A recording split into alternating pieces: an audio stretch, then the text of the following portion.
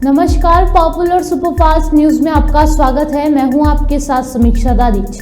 आज इस सुपरफास्ट में बात होगी, सुशील मोदी ने INDIA की बैठक पर कसे तंज की। कपिल सिब्बल ने IT रेड और ED नोटिस पर बीजेपी पर साधे निशाने की। बात करेंगे ड्रेस कोड में बदलाव को लेकर बोले संजय राउत की। INDIA समन्वय समिति की पहली बैठक में शामिल नहीं होगी JDU की। श्री राम जन्मभूमि की खुदाई मिले प्राचीन मंदिर के अवशेष की। साथ ही जानेंगे निपा वायरस को लेकर केरल में अलर्ट की। आजम खान के ठिकानों पर इनकम टैक्स के छापे की।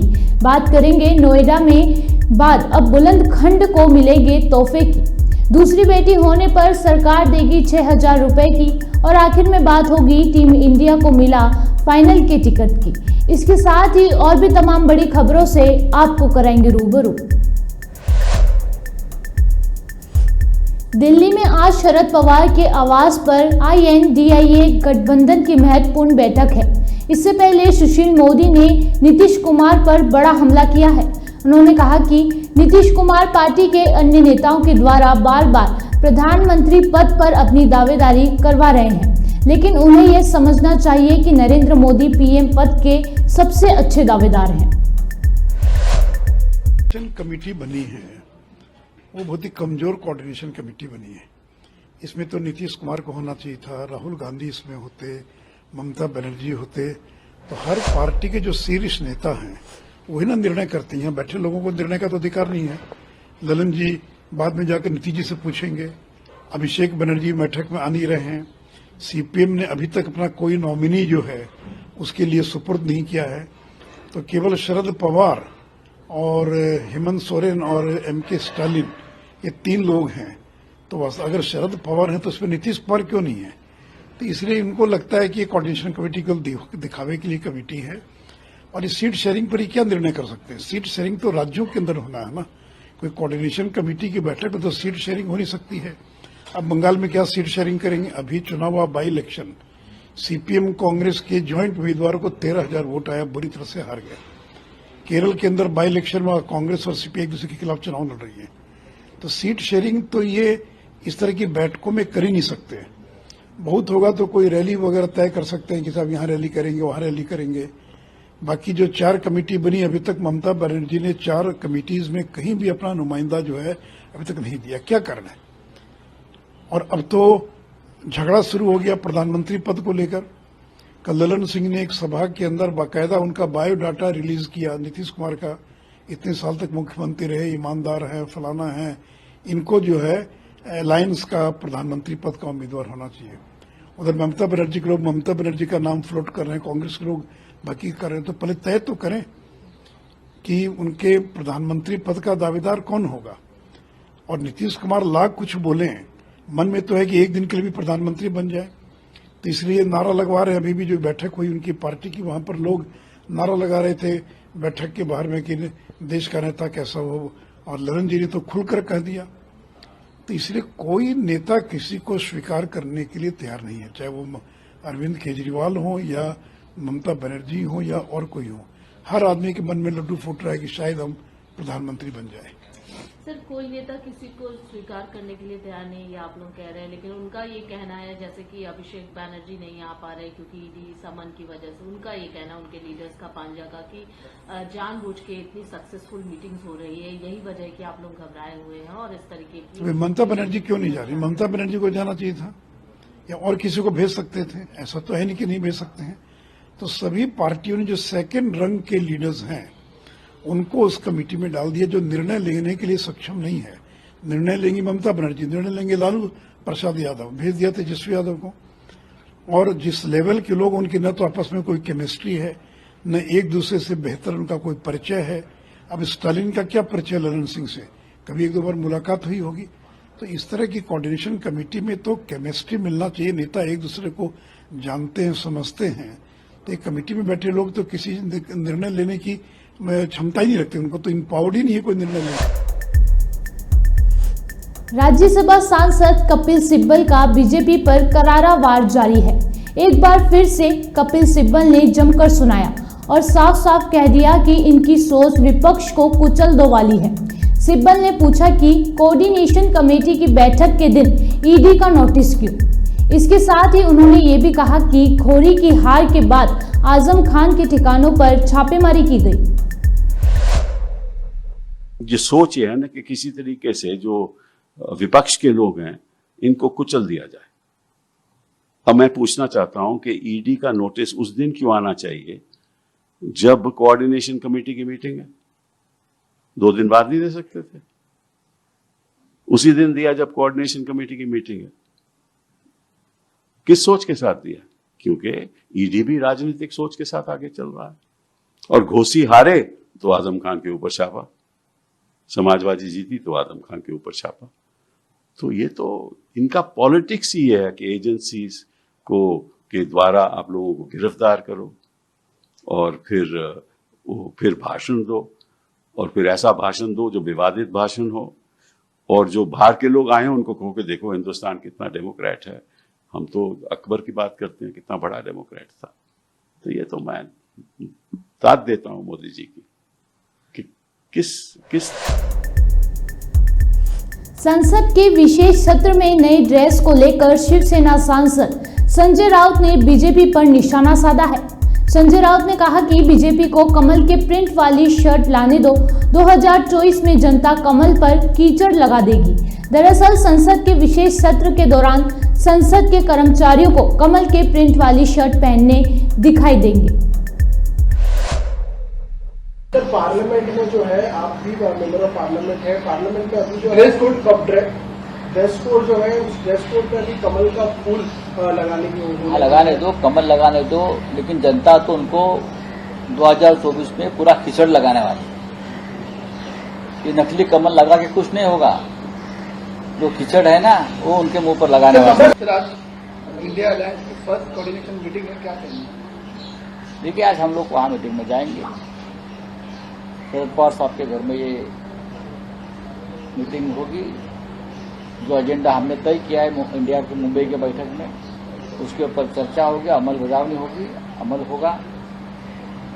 हम सब लोग वहां आ रहे हैं एक्सेप्ट तृणमूल कांग्रेस। अभिषेक बैनर्जी तृणमूल के नेता इस कमेटी के सदस्य हैं। अभी मेरी उनके नेताओं से बात हो गई, लेकिन वो नहीं आ सकते इसलिए ईडी नहीं चाहती,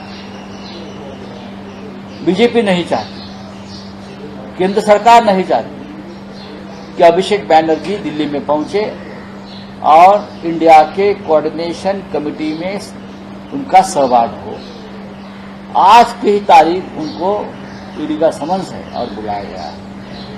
लेकिन हमने कहा है उनको कि हम आपकी कुर्सी वैकेंट रखेंगे और देश को संदेश देंगे कि किस प्रकार से सेंट्रल एजेंसी जो इंडिया के हमारे जो मेंबर्स हैं उनको टॉर्चर करने जा रहे हैं, लेकिन हम डरने वाले नहीं। सर, पार्लियामेंट में ड्रेस कोड, पार्लियामेंट में हरियाणा के मंत्री कह रहे हैं कि कौन? हरियाणा के होम मिनिस्टर है, वो कह रहे हैं कि जो राहुल गांधी है वो बाहर विदेश जाके बीजेपी के खिलाफ जहर फैला रहे हैं। मुझे नहीं ऐसा लगता है कि जहर फैलाने का काम सबसे पहले किसने शुरू किया? विदेश में जाकर प्रधानमंत्री मोदी जी ने शुरू किया। 70 साल में क्या हो गया, नेहरू जी ने क्या किया, इंदिरा जी ने कैसा गलत किया, ये कोई कहता है क्या बाहर देश में जाकर प्रधानमंत्री, वो भी अपने लोगों के सामने? राहुल गांधी जी जो सच है, जो इस देश की स्थिति है, उस बारे में बोल रहे हैं। मैंने उनकी एक इंटरव्यू कल सुना है, पेरिस यूनिवर्सिटी में राहुल गांधी का एक इंटरव्यू हो गया है। यूनिवर्सिटी ने उनको इन्वाइट किया और वहां बच्चों के सामने उनका इंटरव्यू हुआ है। एक बात भारतीय जनता पार्टी के लोगों ने और जो हरियाणा के गृह मंत्री है उन्हें वो इंटरव्यू सुनना चाहिए, वो साक्षात्कार सुनना चाहिए राहुल गांधी का, फिर उनका दिमाग ठिकाने पे आ जाए। ये सरकार कुछ करना नहीं चाहती, ये सरकार डरपोक है, ये सरकार सिर्फ आश्वासन देती है। ये सरकार मनोज जरांगे पाटिल को मारना चाहती है, खत्म करना चाहती है। मैं आपको बताता हूं, उनको कोई फिक्र नहीं है। नीतीश कुमार जब से दिल्ली में G20 समिट के दौरान राष्ट्रपति की मेजबानी में हुए डिनर में शामिल होकर लौटे हैं, तब से एनडीए गठबंधन में खलबली मची हुई है। पीएम मोदी के साथ नीतीश कुमार की मुलाकात और फिर उनको अमेरिकी राष्ट्रपिता से मिलने की तस्वीर सामने आने के बाद से बिहार का राजनीतिक पारा ऊपर चढ़ा हुआ है। एनडीए में शामिल चिराग पासवान, जीतन राम मांझी और उपेंद्र कुशवाहा काफी परेशान नजर आ रहे हैं। वहीं INDIA गठबंधन में भी पीएम मोदी और नीतीश कुमार की मुस्कुराती तस्वीरों ने हलचल मचा रखी है। उत्तर प्रदेश में राम जन्मभूमि अयोध्या में राम मंदिर का काम तेजी से चल रहा है। अयोध्या में रामलला के मंदिर निर्माण में भूतल का काम तेजी से पूरा कर लिया गया है। वहीं प्रथम तल का काम भी शुरू हो गया है। ऐसे में राम मंदिर को बनाए जाने के लिए हुई खुदाई के दौरान प्राचीन मंदिर के अवशेष मिले हैं। श्री राम जन्मभूमि तीर्थ क्षेत्र ट्रस्ट के महासचिव चंपत राय ने इससे संबंधित एक तस्वीर सोशल मीडिया पर शेयर कर इसकी जानकारी दी है। निपाह वायरस को लेकर केरल अलर्ट मोड पर है। मंगलवार को पुष्टि हुई कि इस वायरस की वजह से राज्य में 2 लोगों की मौत हो गई है, जिसके बाद केरल के मुख्यमंत्री पिनराई विजयन ने कहा कि इस मामले को हमारी सरकार बड़ी गंभीरता से ले रही है। जानकारी के मुताबिक दोनों ही मृतक कोझिकोड के रहने वाले थे। इस संक्रमण पर काबू पाने के लिए कोझिकोड प्रशासन ने 7 ग्राम पंचायतों को कंटेनमेंट जोन घोषित किया है। कंटेनमेंट जोन घोषित करने का मतलब है कि इस ग्राम पंचायतों के लोग एक खास सीमा के बाहर नहीं जा सकते हैं। समाजवादी पार्टी के वरिष्ठ नेता आजम खान के ठिकानों पर आयकर विभाग की टीम के छापे पड़ रहे हैं। बुधवार की सुबह यूपी और मध्य प्रदेश में आजम खान के कई ठिकानों पर छापेमारी की है। कार्यवाही लगातार जारी है। बताया जा रहा है कि रामपुर, मेरठ, गाजियाबाद, सहारनपुर, लखनऊ और सीतापुर सहित कई शहरों में छापेमारी चल रही है। आपने नोएडा का नाम सुना होगा। दिल्ली से सटे उत्तर प्रदेश के इस शहर के तर्ज पर अब बिडा बनाने की तैयारी है। यूपी में मंगलवार को मुख्यमंत्री योगी आदित्यनाथ की अध्यक्षता में बैठक हुई। इसमें यह फैसला लिया गया। इस बैठक के बाद वित्त मंत्री सुरेश खन्ना ने पारित 15 प्रस्तावों की जानकारी दी, जिसमें बुलंदखंड विकास प्राधिकरण को कैबिनेट से मिली मंजूरी शामिल है। झांसी में नया एयरपोर्ट भी प्रस्तावित है।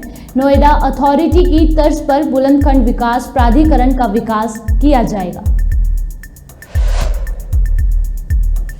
गर्भवती महिलाओं और बच्चों के स्वास्थ्य व पोषण को बेहतर करने के लिए सरकारी योजना के तहत पहला बच्चा होने पर सरकार की ओर से 5,000 रुपए की धनराशि दी जाती थी। लेकिन खुशी की बात यह है कि अब दूसरी संतान बेटी होने पर भी प्रधानमंत्री मातृ वंदना योजना के तहत सरकार की ओर से 6,000 रुपए की राशि प्रोत्साहन के रूप में दी जाएगी। भारत सरकार ने बदलाव के साथ प्रधानमंत्री मातृ वंदना योजना 2.0 लागू की है।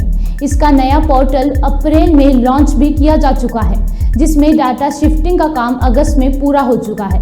कानपुर जनपद में सितंबर से नए पोर्टल की लॉन्चिंग की जा चुकी है। इसके लिए ब्लॉकवार अधिकारियों को प्रशिक्षित कर दिया गया है। एशिया कप 2023 के सुपर 4 ग्राउंड में टीम इंडिया की भिड़ंत श्रीलंका के साथ हुई। भारतीय टीम ने सुपर 4 के अपने पहले मैच में पाकिस्तान को 228 रन से हराया था। वहीं अब श्रीलंका की 41 रन से हराया है। भारत ने एशिया कप 2023 के फाइनल में अपनी जगह पक्की कर ली है। भारत ने श्रीलंका से अपना 2022 का बदला पूरा कर लिया है। भारत का अभी एक मैच 15 सितंबर को बांग्लादेश से होगा। मैंने आपको बोला था ना, मैच के जो फर्स्ट हाफ में इंडिया के पास बहुत अच्छा बॉलिंग है। They have really shone their class and they have won it really well. Actually उनका जो बॉलिंग था एंड फील्डिंग सब अच्छा था, बस एक ईशान किशन का कैच मिसिंग था और बाकी सब बढ़िया था टीम का। बहुत ही अच्छा मैच हुआ। ये थोड़ा मतलब बोल सकते ना एक तरफा गया ना, मतलब एक तरफा मैच नहीं हुआ है, बहुत ही अच्छा मैच हुआ, रोमांच भरा मैच रहा और टीम इंडिया ने शानदार 41 रन से जीत प्राप्त की है। हम एक पड़ाव और आगे जा चुके हैं। फाइनल है 17 को, यहाँ से ट्रॉफी लेकर ही जाएंगे। इंडिया वर्सेस पाकिस्तान फाइनल होगा और पाकिस्तान को फाइनल में देख लेंगे, ट्रॉफी लेके ही जाएंगे हम। Very excited to be an Indian fan and really we enjoyed the thrill of this match and it chained to us to the last moment of the game and it's a treat for all Indian fans. बहुत बढ़िया, एकदम मजा आ गया। Bowling जो है जोश दिला दिया, बॉलिंग अच्छी रही। बहुत बढ़िया बॉलिंग रही। मैं तो पहले से ही बोल रहा था कि 200 रन भी मुश्किल बनेंगे। फाइट करेगा, श्रीलंका ने फाइट किया, जीत तो इंडिया की कंफर्म थी ना।